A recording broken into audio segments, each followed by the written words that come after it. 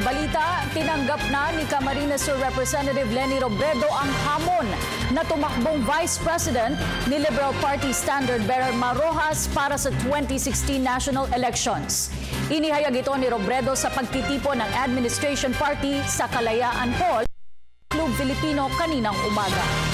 Kinumpara ni Pangulong Aquino si Robredo sa kanyang inang si dating Pangulong Corazon Aquino na biglang nawala ng asawa at tinawag na mamuno kahit walang ambisyong tumakbo sa politika. Inamin ni Robredo na dumaan siya sa malawak na konsultasyon bago tuluyang tanggapin ang alok na maging katandem ni Rojas sa darating na halalan. Si Elena Luna sa detalye.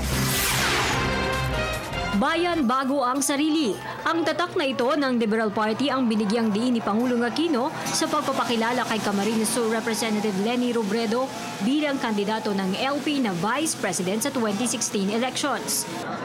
Ang hiling ko po sa bawat isa sa inyong naririto, kung ano man ang kulang sa pondo ng partido gaya na nabanggit noong pagpupulong sa NECO, tapatan natin ang sipag.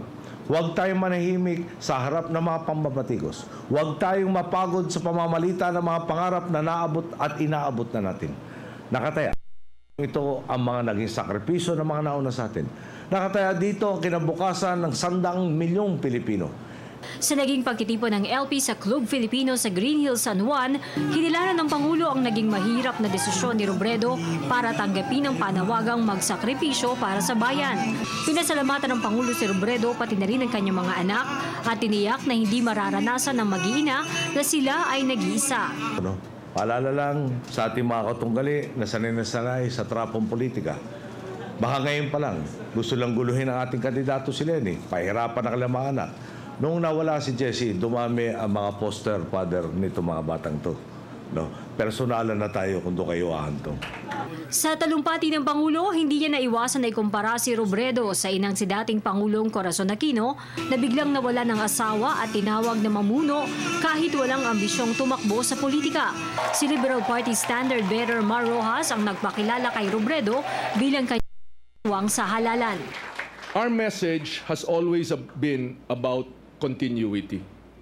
Malinaw sa akin, kapag sinabing continuity, hindi lang ito ibig sabihin continuity ng programa. Ang hanap natin talaga, continuity sa prinsipyo, sa integridad, sa malasakit at katapatan, sa pag-una ng bayan bago ang sarili. Si Leni Robredo, tiyak natin, swak na swak sa mga batayang prinsipyo at sagad to the bones ang paniniwala sa daang matuwid. Si Congresswoman Robredo naman aminado na ang desisyong tanggapin na maging vice-presidente ni Rojas ang pinakamahirap na pinagdaanan niya at ng kanyang pamilya matapos ang naranasan noong pumanaw si DILG Secretary Jessie Robredo. Tinanggap niya na maging kandidato, batay na rin sa halimbawang ipinakita ng yumaong asawa na huwag talikuran ang humihingi kung gaano man kahirap. Matapos po ang malalim na pag-iisip, malawak na konsultasyon, at sobrang taimtim na pagdadalangin, buong puso, buong pananampalataya, at buong tapat ko pong tinatanggap ang hamon na tumakbo bilang pangalawang Pangulo ni Secretary Mar Rojas.